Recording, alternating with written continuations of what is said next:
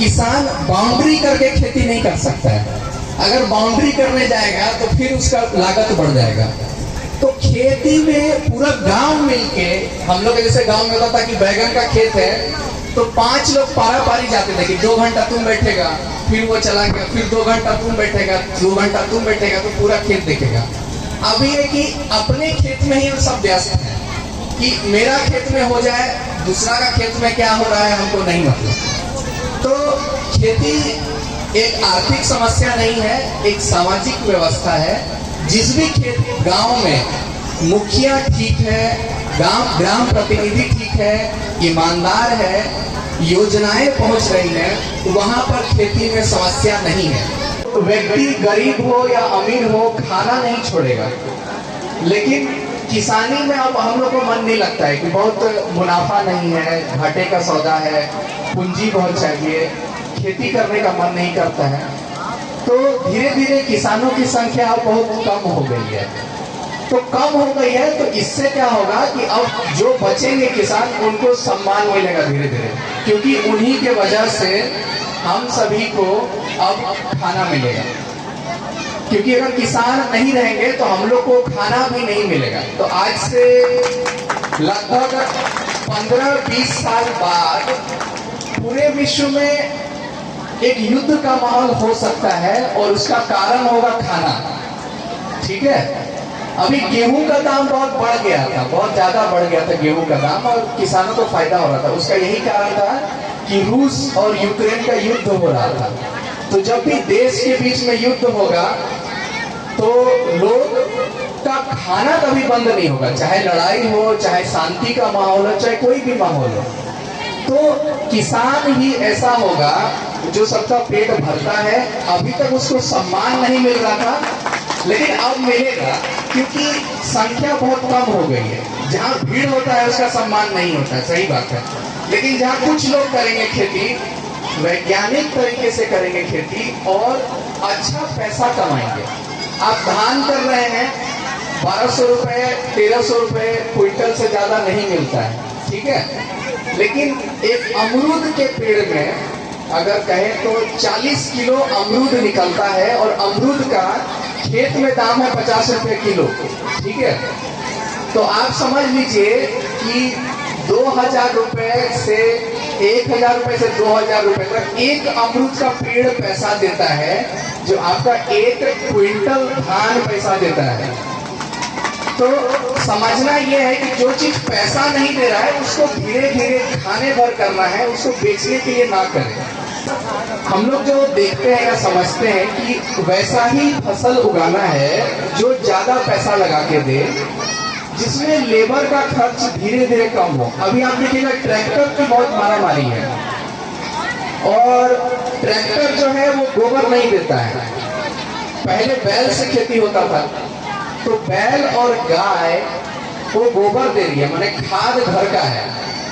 बीज हम लोग पहले घर में टांग के रखते थे, तो बीज अपना, खाद अपना, जुताई अपने बैल से, गोरू से, और खाना भी अपना, और जो बच गया उसको बेचते थे।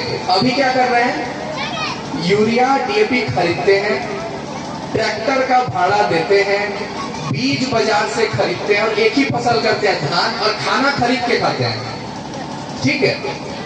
तो किसान अभी जो समस्या है, हम लोग को लग रहा है कि पैसा कमाना है, लेकिन खाना भी किसान अगर खरीद के खाएगा तो थोड़ी समस्या है।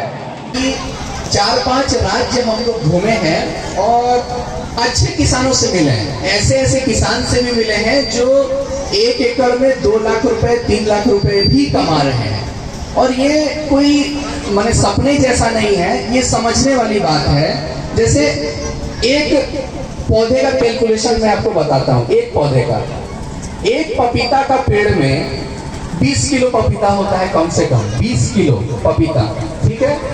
और पपीता वही लोग खाते हैं जिनको कहा जाता है कि थोड़ा बीमारी है, थोड़ा स्वास्थ्य का ख्याल रखना है।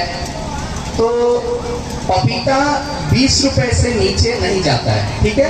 तो एक पेड़ में 20 किलो पपीता हुआ, और 20 रुपए पपीता का रेट है मार्केट में, तो 400 रुपए एक पेड़ देता है, ठीक है। एक पपीता का पेड़ 400 रुपए देता है और 1 एकड़ में 1200 पपीता का पेड़ लगता है। 1 एकड़ में 1200 माने 1000 से ज्यादा पेड़ लगता है पपीता का। तो 400 रुपए अगर एक पेड़ दे रहा है तो 1000 पेड़ टोटल 4 लाख रुपए देता है।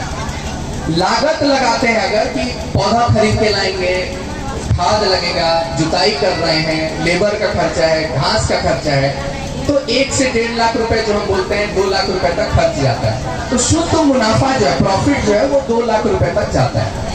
लेकिन हमने देखा है कि हमारे घर के बाड़ी में पीछे 2 अमरूद का पेड़ है, 3 बस पपीता का पेड़ है, काफी है। कभी भी ये हम लोग सोचे नहीं कि पूरा का पूरा खेत में पपीता दिखे, पूरा का पूरा खेत में अमरूद दिखे। तो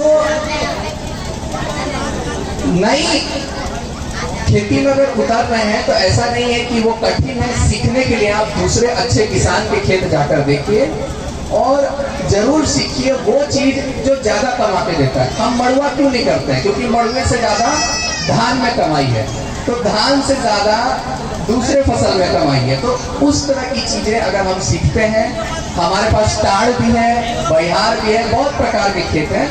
तो खेती एक रोजगार का बहुत अच्छा साधन है। जब मैंने खेती शुरू की थी अपने गांव में तो मुझे ये अफसोस होता कि क्रिकेट जो है हम लोग खेल नहीं पा रहे। क्यों? बरसात में सब घर आते हैं और बरसात के बाद कोई केरला जा रहा है, कोई मुंबई जा रहा है, कोई गुजरात जा रहा है काम कर रहे हैं, और पूरा गांव में कोई लड़का ही नहीं बचा है जो क्रिकेट खेले साथ में। ठीक है, तो जो पलायन है, गांव छोड़कर क्यों जाना पड़ रहा है? क्योंकि गांव में कमाई नहीं है।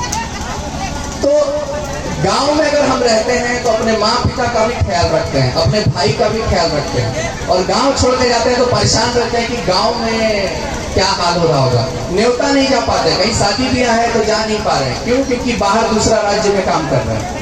मन खेती में तब लगेगा जब आमदनी होगी, पैसा आएगा। अगर पैसा नहीं आएगा तो उसमें सम्मान नहीं आएगा और हम खेती नहीं करेंगे। तो हमें कुछ बदलाव लाना होगा। जो करते आ रहे हैं उसको थोड़ा छोड़ना पड़ेगा, नया चीज सीखना पड़ेगा, और सीख के फिर हम देख सकते हैं कि खेती से क्या हम अच्छी आमदनी कर सकते हैं कि नहीं। तो इन्हीं के साथ मैं अपनी वाणी को विराम देता हूँ। धन्यवाद। वो हमारे विशिष्ट अतिथि के रूप में है, उनको हमारे कपिलेश्वर महतो जी वो उनको माला देकर स्वागत करेंगे। जोरदार तालियों के साथ उनका स्वागत किया जाए।